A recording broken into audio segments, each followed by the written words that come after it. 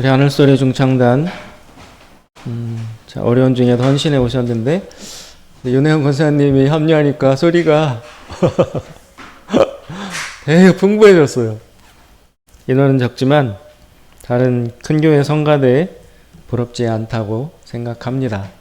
앞으로 더 부응하셔서 아름답고 위대한 찬양으로 하나님께 더욱 영광 돌리는 우리 하늘소리 중창단 될 수 있기를 주님의 이름으로 축복드립니다. 감사합니다. 오늘 본문 말씀은 너무나 유명한 내용입니다. 구약 성경 중에서도 잘 알려진 이야기이고 또 여러 번 설교를 들어보았던 내용일 것입니다. 내용을 요약하면 이렇습니다. 아합이라는 왕이 북이스라엘의 왕으로 등극하고 그리고 이 왕이 그 이전의 왕들보다 더 열렬하게 더 적극적으로 우상숭배에 매진을 합니다. 바알이라는 우상에게 모든 것을 갖다 바치는 충성을 드립니다. 바알이라는 시인은 농사의 가장 중요한 비와 바람과 물과 이런 것들을 주관하는 신으로 믿어지고 있었습니다. 당시 농경사회였던 이스라엘에서 비가 제때 풍부히 오는 것은 생존과 달려있는 문제이기 때문에 농사를 잘 지으려면 바알에게 경배를 드려서 비가 잘 오도록 해야 된다라는 절박한 현실적 이유를 가지고 사람들이 바알에게 달려가고 있었습니다. 그런데 하나님은 이스라엘 백성이 우상 숭배하는 것을 극단적으로 싫어하십니다. 그 싫어하시는 이유가 하나님에게 와야 될 영광을 빼앗겨서 그래서 기분 나쁘고 질투나서가 아니라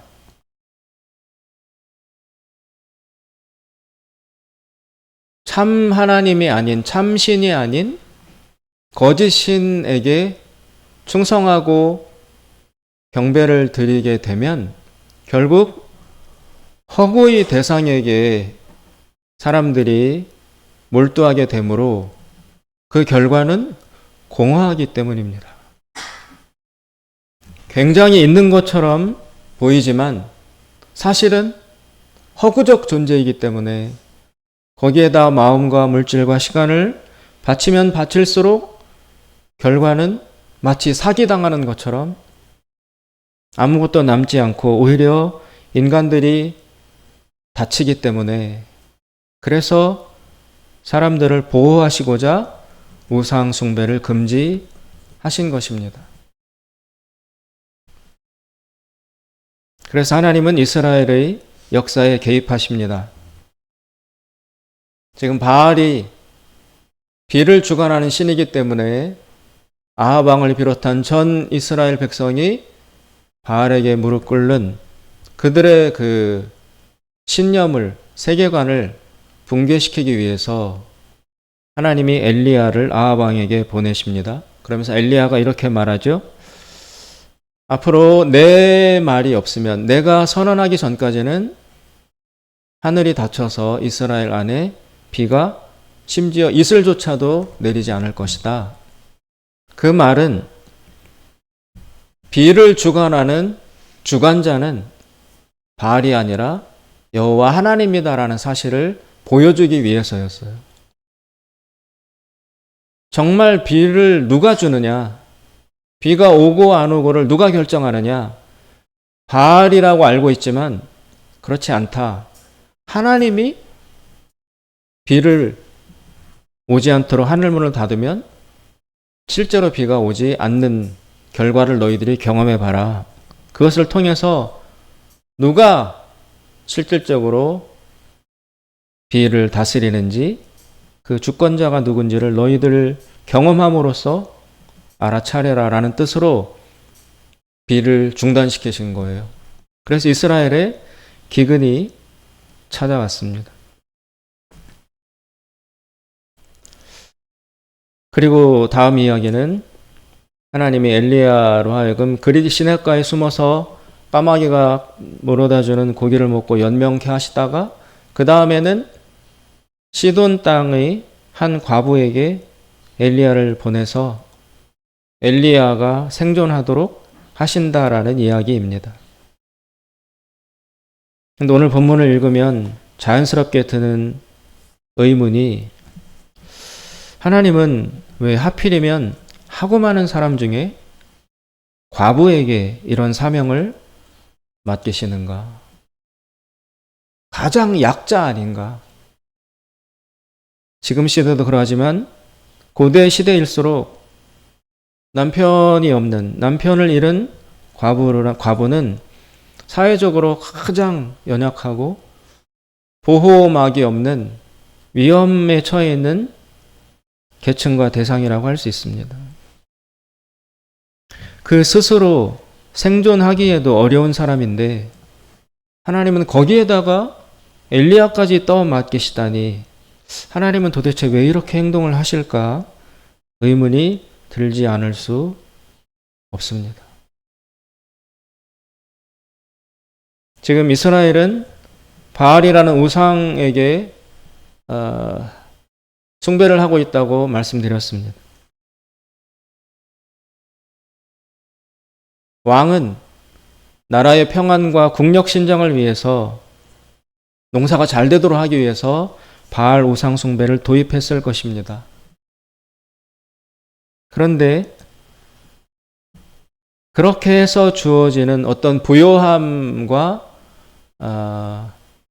성공이 있다면 그 부요함의 혜택은 소수의 상류층, 즉 이스라엘의 소수의 지배층에게만 돌아갔어요. 그래서 우상 숭배를 하면 할수록 상류층과 지배층과 부자들은 더욱 부자가 되고 더 형통해지는 반면에 평범한 일반 서민들의 삶은 정반대로 피폐해지고 붕괴되고 몰락되어 갔습니다.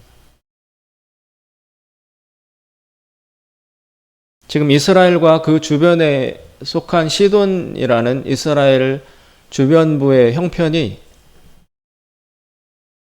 하나님을 믿는 여호와 신앙을 지켜나간다면 이 여호와 신앙 안에는 약자를 돌보는 정의, 공의, 이런 개념과 시스템이 굉장히 잘 갖추어져 있어요. 구약 성경에, 특별히 구약 율법에 레위기나 이런 데를 보면 하나님께서 이스라엘 사회 안에 정의가 이루어질 수 있도록, 그래서 강자가 약자를 핍박하거나 착취하거나 하는 그런 불의함이 사회에 발생하지 않도록 하나님이 주신 율법 체계 안에는 그런 사회의 공의와 정의를 유지하는 체계가 촘촘히 잘 짜여져 있어서 하나님을 믿고 하나님이 주신 율법을 잘 지켜 순종하여 가면 이스라엘 나라 안에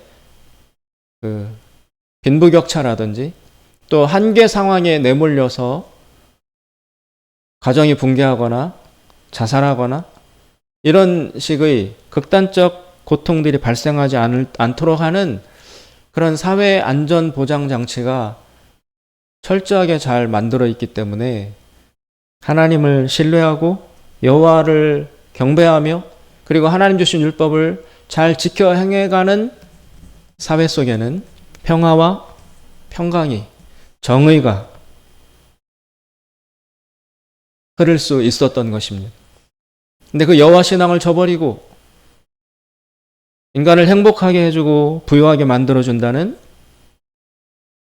거짓 축복을 앞세우며 사람들을 현혹시키는 바알을 중심으로 하는 우상 숭배로 넘어가면 바알 자체가 허구적 존재이기 때문에 거기다가 충성하면 할수록 더 허무한 결과를 맞이할 뿐만이 아니라 일시적으로 우상숭배를 통해서 무언가 부요함이, 형통함이 주어진다 할지라도 바알 신앙 체계 안에는 사회의 정의와 공의를 유지하고 약자를 보호하는 윤리적 시스템이 아예 없기 때문에 우상숭배를 하면서 얻어진 일종의 약간의 그 결과물이 있다 할지라도 그것은 철저히 소수 지배층이 다 향유하는 구조이기 때문에 우상숭배가 심해지면 심해질수록 그 사회 안의 약자들은 훨씬 더 심한 고통을 겪게 되어 있었습니다.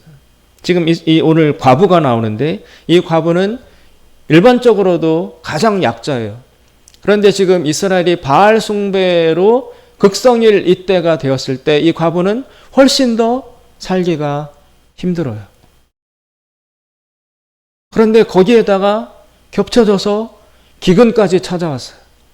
그러니 이 과부는 여기 나오는 그 아들을 보면 그 아들이 아직 어린 아이로 보입니다. 이렇게 품에 안을 수 있는 19절에 보면 품에 안을 수 있는 나이 정도이기 때문에 이 아이가 아직 어린 것으로 볼 때 이 과부 역시 젊은 과부인 걸로 보입니다. 어떤 연유로 인해서 남편이 없게 된 것인지는 구체적으로 나와 있지 않지만 이스라엘 사회에서 과부가 되었다는 것은 정말 극단적 상황에 내몰렸다는 것인데 이스라엘 사회가 하나님을 잘 믿고 있다면 그래도 보호받을 여지가 있는데 여호와 신앙을 저버리고 바알 신앙으로 달려가니까 사회적 안전장치가 다 붕괴되어서 더 힘들어요. 극단적 고통과 위기에 내몰렸는데 거기에다가 겹쳐져서 기근까지 찾아왔습니다.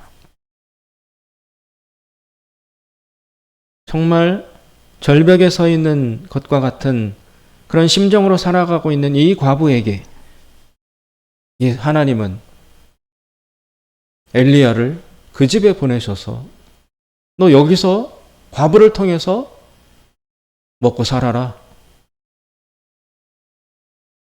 이런 행동을 하시는 것을 볼 때 참 이해가 가지 않습니다.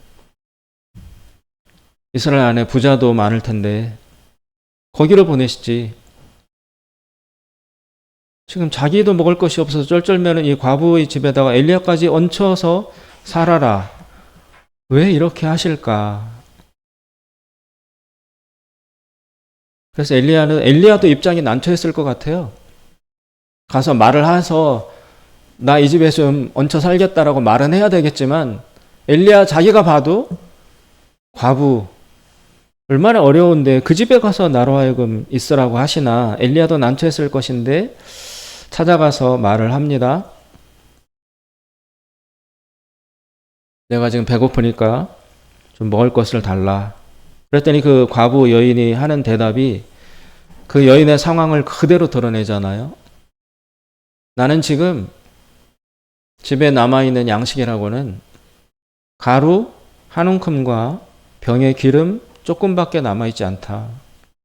이게 우리 집에 남은 마지막 식량이다. 그래서 안 그래도 이 마지막 기름과 밀가루를 가지고 빵을 만들어서 우리 아들하고 내가 마지막 음식을 먹고 그 이후에는 죽기를 기다리는 대책 없는 상황 가운데로 들어가기 일부 직전이다. 그렇게 자신의 상황을 설명합니다.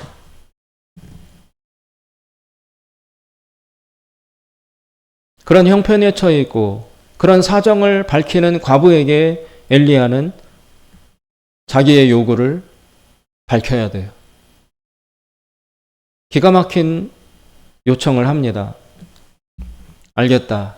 그러나 그 기름과 밀가루를 가지고 빵을 만들되 먼저 내 빵을 만들어라. 먼저 빵을 만들어서 나한테 주고 남은 걸로 너랑 당신이랑 아들 둘이 먹어라. 그러면 이게 할 수 있는 요구인가요? 벼룩이 간을 빼먹어도 분수가 있지. 그것밖에 안 남아서 이거 먹고 이제 죽기만을 기다리겠다라고 하는 그런 말을 하는 과부에게 그 틈을 삐집고 들어가서 나 먼저, 야, 그 빵 만들어서 나 먼저 줘. 내가 먼저 먹어야 돼. 그리고 남으면 너네 먹어. 여러분, 우리가 그 과부 입장이라면 빵을 굽는 화덕, 그 뜨거운 걸 들어서 얼굴에 확 던지고 싶지 않을까요?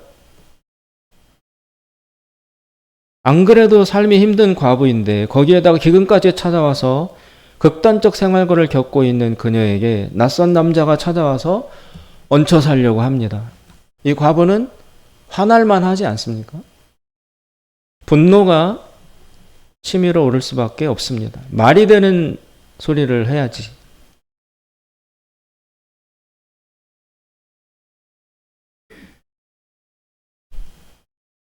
이 여인은 기가 막힌 말도 안 되는 요구 앞에 지금 서 있습니다.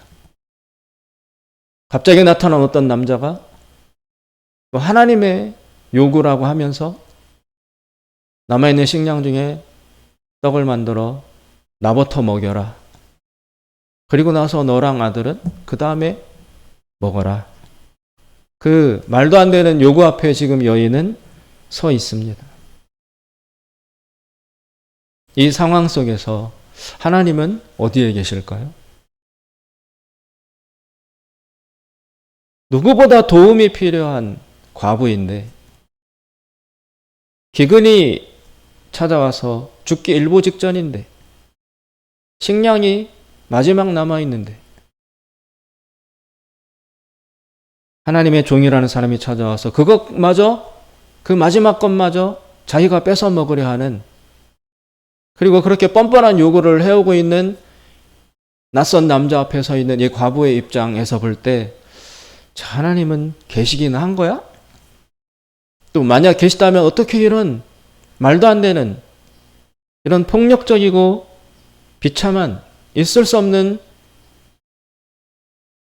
요구 앞에 나를 서도록 방치하시는가? 하나님이 계시면 이럴 수 있어. 이러면 돼? 해도 너무한 것 아닌가? 이 여인은 기대가 있었을 거예요.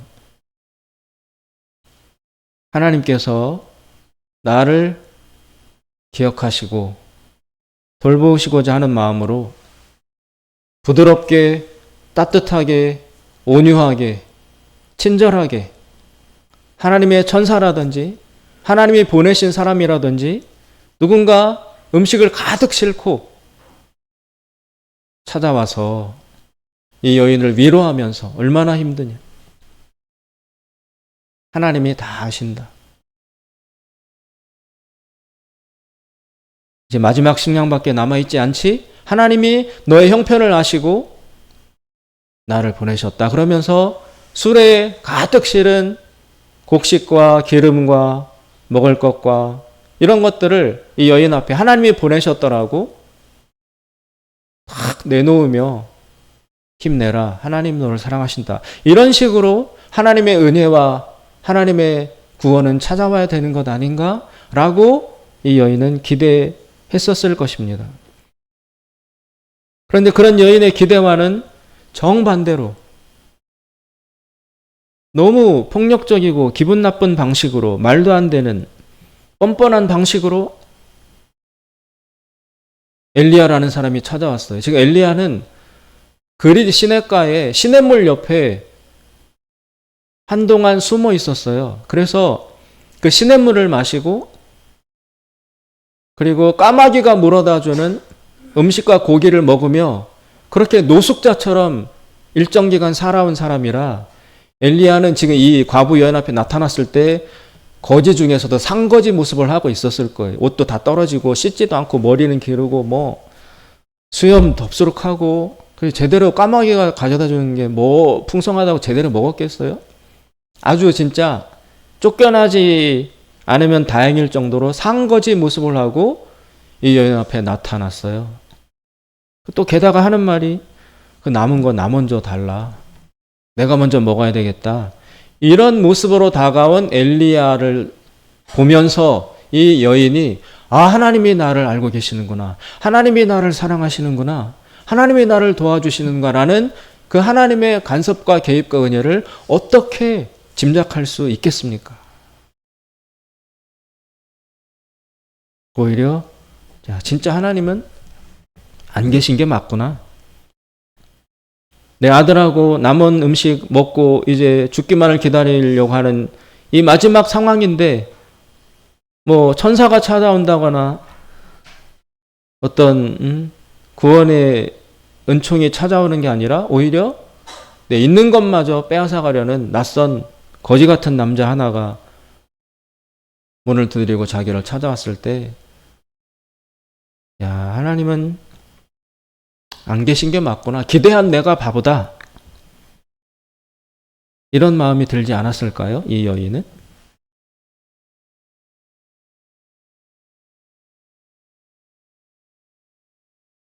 그 찾아온 엘리야는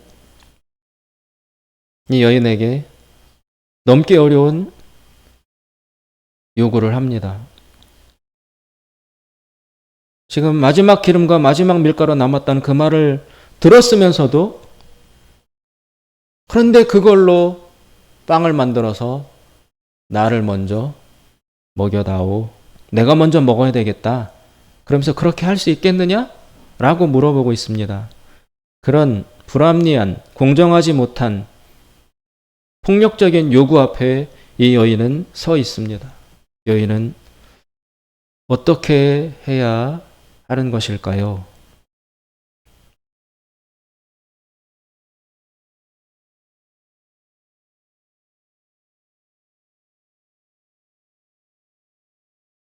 결론적으로 말하면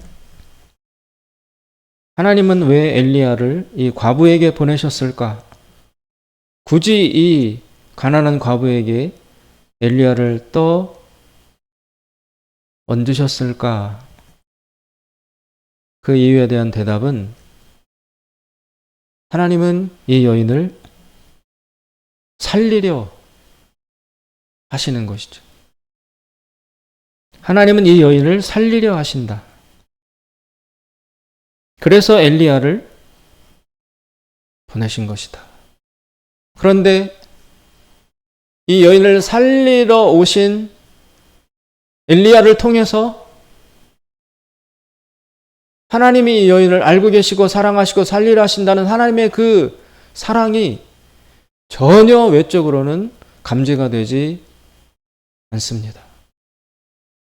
오히려 더 하나님 앞에 서운함과 섭섭함, 그런 것만을 느끼게 만드는 그런 상황이 전개되어 있습니다. 엘리야는 지금 그 떡을 먼저 나한테 다오, 나를 먼저 먹여라 라고 요구하고 있습니다. 이 요구 앞에서 여인은 어떤 것들을 극복해야 하기에 하나님은 이런 식의 방식으로 찾아오시는 것일까? 이 여인은 어쩌면 자기 연민에서 벗어날 필요가 있었던 것으로 보입니다. 이 여인은 자기가 약자라는 것을 압니다. 지금 엘리야가 그 떡을 나한테 달라, 나 먼저 먹여달라 라고 할 때 12절에 보시면 나 이거밖에 없다, 이거 먹고 죽을 거다 라고 하는 그 말투 가운데에는 어떤 분노 같은 게 느껴집니다. 이게 지금 나한테 할 소리입니까? 그리고 이 마지막 남은 밀가루와 기름은 이건 내가 가진 정당한 권리입니다. 누구보다, 게다가 나는 과부이지 않는가? 핸디캡이 아주 약점이 많은 사람입니다. 약자입니다. 그런 나에게 이런 요구를 하는 것이 너무한 것 아닙니까? 강한 분노가 느껴집니다. 그 분노 안에는 자기 연민이 들어있을 수밖에 없습니다. 나는 불쌍한 사람, 나는 약한 사람, 나는 도움을 받으면 받았지 내가 누구를 이 형편에 도울 수 있는가? 말이 안 되지. 나는 도움을 주기보단 도움을 받아야 될 사람인데 그런 나에게 와서 뭘 달라고 하니 너무 뻔뻔하고 불합리한 것 아닌가? 공정하지 못한 것 아닌가? 라는 마음이 들어 있었을 것입니다. 사람들은 모두 다 자기 자신을 불쌍히 여기고 긍휼히 여깁니다. 본능입니다. 또 틀린 마음도 아닙니다. 그러나 지속적으로 자신을 한없이 불쌍히 여기는 자기 연민 안에 갇혀 있으면 그 다음으로 나아갈 수가 없습니다. 불쌍한 것 사실입니다. 그러나 그 연약하고 불쌍한 상태에 머물러 있어서는 안 됩니다. 냉철한 마음으로 내가 지금 약하고 불쌍한 상태가 맞긴 하지만 그렇다고 해서 나라는 존재가 나의 삶 자체가 여기서 끝난 것은 아니다. 나에게도 남은 삶이 남아있고 그리고 계속 이런 자기 연민에 빠져 있는 상태로는 남은 삶을 주도적으로 살아갈 수 없기에 이 자기 연민으로부터 벗어날 필요가 있었던 것입니다. 두 번째는 이 여인은 자기를 비하할 수밖에 없었습니다. 자기 비하에 빠져 있을 수밖에 없었습니다. 이 여인도 한때는 남편이 있었고 그리고 소망이 있었고 꿈도 있었고 비전도 있었고 능력도 있었을 것입니다. 그러나 어떤 환경과 연유를 통해서인지 남편이 아마도 죽은 것으로 보입니다. 젊은 나이에 한순간에 과부가 되었습니다. 그러면서 모든 꿈과 소망과 하고 싶었던 인생에 대한 계획도 다 붕괴가 되었습니다. 그리고 이 여인은 내가 무엇을 할 수 있나? 내가 이 마당에 이 처지에 어린 아들 하나 가지고 있는 세상의 가장 절대적 약자인 내 형편에 앞으로 내 남은 인생이 있다 할지라도 내가 무엇을 할 수 있을까? 무슨 의미 있는 일을 할 수 있을까? 그냥 죽지 않고 살아남는 것, 그것에만 급급할 수밖에 없고 과연 그것이라도 가능할 것인가라는 두려움에 날마다 시달렸을 것입니다.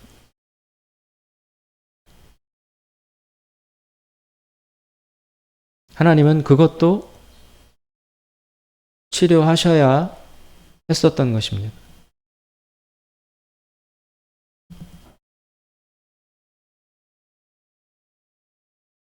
그리고 자기같이 없는 사람, 자기같이 약한 사람에게 무엇을 요구하는 그 하나님이 보낸 사람의 그 불합리함, 그 정당하지 못함, 그것을 넘어서야 할 필요가 있었습니다. 이 여인의 마음속에는 하나님에 대한 의심이 있었고 또 찾아온 엘리야에 대한 미움과 거부감, 부담감이 있었을 것입니다. 엘리야도 그리고 엘리야를 통해서 찾아오신 하나님도 이 여인이 볼 때는 너무 불합리해요. 왜 하필 이런 모양으로? 그리고 왜 하필 이런 요구를? 내 형편을 보고 말해야지.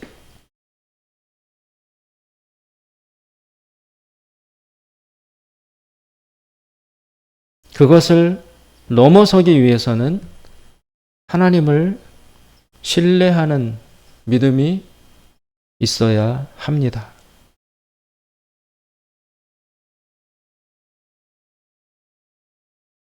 찾아온 모습은 대단히 불합리한데,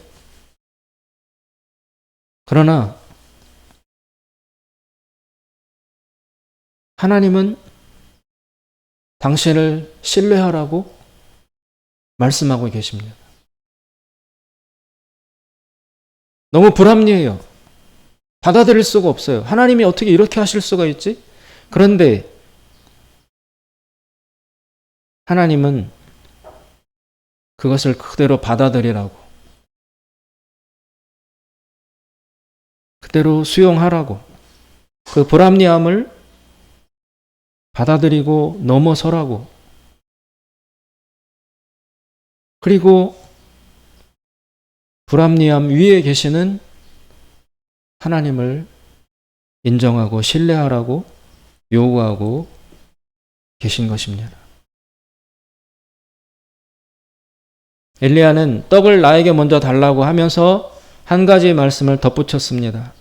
14절에 이스라엘의 하나님 여호와의 말씀이 나 여호와가 비를 지면에 내리는 날까지 그 통의 가루가 떨어지지 아니하고 그 병의 기름이 없어지지 아니하리라 하셨느니라.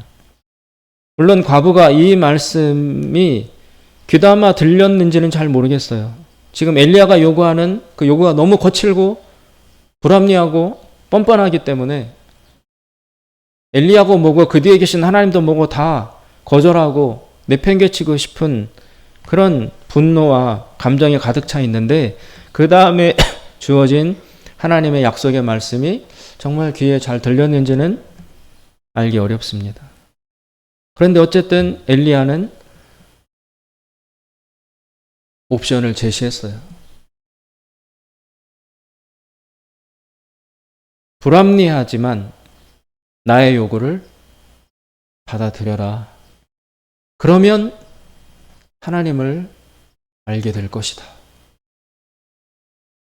여인은 지금 자기 연민, 자기 비하, 그리고 세상에 대한 하나님에 대한 불합리성에 대한 분노, 그것에 한편에 붙잡혀 있고 또 한편에는 그럼에도 불구하고 이 모든 것을 주관하고 다스리시고 계시는 이 모든 것 뒤에서 일하고 계시는 하나님을 인정할 것인가 말 것인가에 대한 두 가지 옵션 앞에 서 있게 됩니다. 어떤 과정을 거쳤는지 모르지만 여인은 엘리야를 통해서 전달된 하나님의 말씀을 받아들입니다. 그래서 15절 그가 가서 엘리야의 말대로 하였더니 그랬더니 그와 엘리야와 그의 식구가 여러 날 먹었습니다. 이 여인의 분노는 너무나 타당하고 이해가 갑니다. 그러나 그 분노와 그 하나님에 대한 원망 너무 타당하지만 그 감정과 그 생각 그대로 머물러 있으면 이 여인은 그 다음에 대안이 없어요. 지금 이 찾아온 엘리야에게 화덕을 얼굴에 던지면서 밀가루를 퍼부으면서 미쳤냐? 응? 찾아올 사람을 찾아와야지. 형편을 보고 좀 말해야지. 그러면서 엘리야를 거절했어요. 만약에. 그러면 이 여인의 감정은 후련해요. 맞는 말 한 거잖아요. 불난 집에 와서 부채질하는 그런 남자를 화내고 쫓아보내는 건 너무나 타당한 합리적인 정당한 행동이에요. 후련합니다. 그래서 엘리야를 쫓아보내고 거절했어요. 그러고 나면 이 여인에게 남는 건 무엇일까요? 굶어 죽는 거예요. 대안이 없잖아요. 감정은 후련했지만 엘리야를 보내고 나면 이 여인의 집에는 밀가루도 없고 기름도 떨어지고 더 이상 없어서 그렇게 하다가 굶어 죽는 길밖에 남아있지 않아요. 그런데 반대로 기분은 나쁘지만 너무나 부당하고 불합리하지만 엘리야의 요구를 받아들여서 수용하면 그러면 그 뒤로 밀가루가 공급되고 기름이 계속 공급이 돼서 살아남을 수 있어요.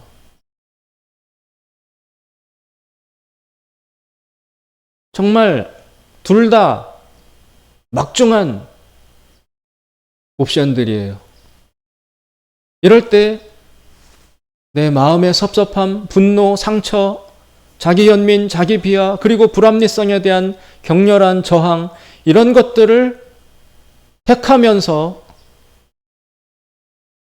하나님을 신뢰하고 믿는 믿음을 거절하는 것과 내 마음은 분노로 가득 차고 감정적으로 상처 입고 불합리하고 이런 거에 시달리지만 그러나 그것 위에서 일하시는 그것을 다스리시는 그 뒤에서 계시는 하나님을 내 감정을 누르고 받아들이는 그런 믿음을 선택할 것인가?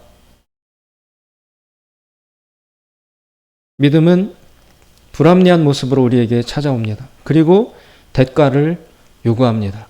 부당함을 감수하는 것, 얼토당토함을 수용하는 것, 억울함, 뻔뻔함, 말이 안 됨, 손해, 손실, 바보 같은 짓, 피해 입고 화나는 일, 잘못된 것, 있을 수 없는 요구를 수용하는 것, 자신을 스스로 죽이는 것, 천하에 어리석어 보이는 일, 자기 권리를 포기하는 바보 같은 짓, 이런 것들을 받아들임으로써 하나님의 주권을 인정하는 믿음 안으로 들어가면 비로소 하나님은 전면에 나서셔서 이 여인의 삶을 책임져 주시기 시작하시는 것입니다.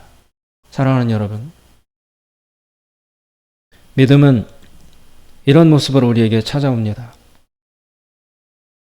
그럴 때 십자가를 지는 마음으로 내 뜻대로 마옵시고 하나님 뜻대로 하시옵소서라는 순종의 마음으로 하나님이 요구하시는 불합리한 요구를 받아들인다면, 순종한다면 하나님은 우리의 삶을 주관하시기 시작하시는 것입니다.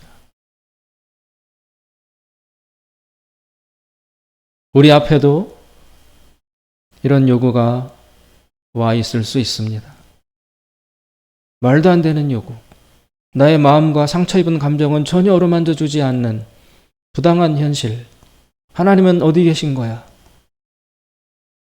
그 현실 앞에서 우리에게 찾아온 여러 가지 모습과 목소리와 만남 속에서 그 중에 그 뒤에 하나님이 계실 수 있는, 하나님이 보내신 사람은 누구이며 하나님이 보내신 말씀은 무엇인지 깊이 생각하며